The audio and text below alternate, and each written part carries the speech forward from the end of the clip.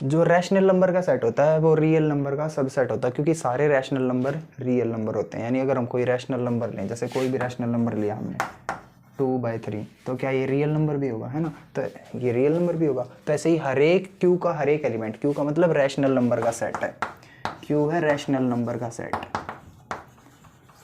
और आर है real number का सेट। तो हर एक रैशनल नंबर रियल नंबर होता है ना, इसलिए Q is subset of R. Second part में सेकेंड एग्जांपल देखते हैं। A is the set of divisors of 56, यानी ए के अंदर क्या है 56 के डिवाइजर हैं सारे।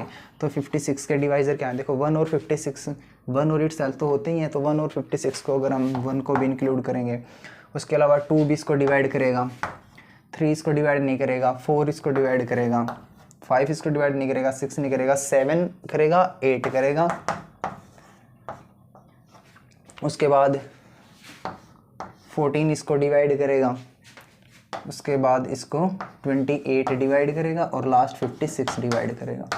तो ये मैंने कलेक्शन बना दिया डिवाइजर ऑफ 56 सेट ए के अंदर। इसका मतलब ये एलिमेंट होंगे। अगर हम सेट ए को रोस्टर फॉर्म में लिखते हैं तो हमें ये सारे एलिमेंट लिखने पड़ेंगे, क्योंकि यही डिवाइजर हैं 56 के।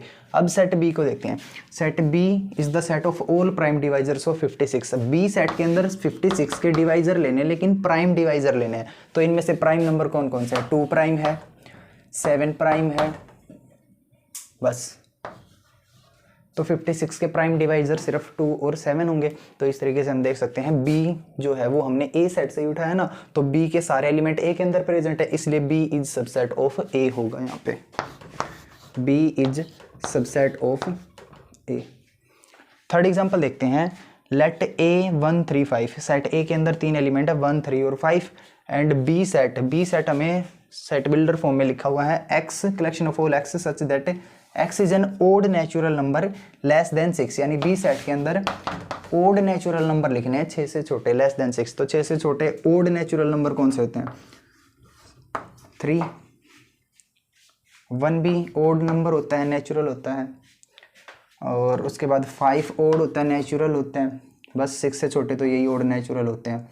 तो इस तरीके से हमारे पास सेट बी के अंदर एलिमेंट है 1 3 5, सेट ए के अंदर भी 1 3 5 है ना। तो सेट ए इज सबसेट, ए का हर एक एलिमेंट सेट बी के अंदर है, इसका मतलब ए इज सबसेट ऑफ बी। और अगर हम वापस देखें तो बी के भी सारे एलिमेंट ए के अंदर प्रेजेंट है, तो इसलिए हम बोल सकते हैं बी इज सबसेट ऑफ ए। यहाँ से आप क्लियरली देख सकते हो कि ए और बी सेट क्या होंगे, इक्वल होंगे। अभी हमने पढ़ा भी था अगर ए बी का सबसेट है, बी ए का सबसेट है, तो सेट ए और सेट बी इक्वल होते हैं।